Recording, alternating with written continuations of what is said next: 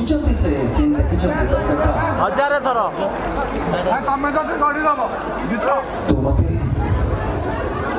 ତୁ ମତେ ତୋ ନିଜ ଜନ୍ମ କଲା ପୁଅଠୁ ବି ବେଶୀ ଭଲ ପାଉନା ସେ ନା ମତେ ତୋ ବିରୁଦ୍ଧରେ ଉସ୍କଉଛି ମତେ କହିଲା ତୁ କୁଆଡ଼େ ନାଗଣୀ ଡାହାଣୀ ରାକ୍ଷସୁଣୀ ଆହୁରି କହିଲା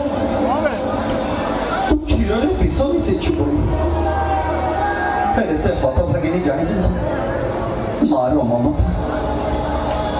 ବିଷକୁ ବି ଅମୃତ କରିଦିଏ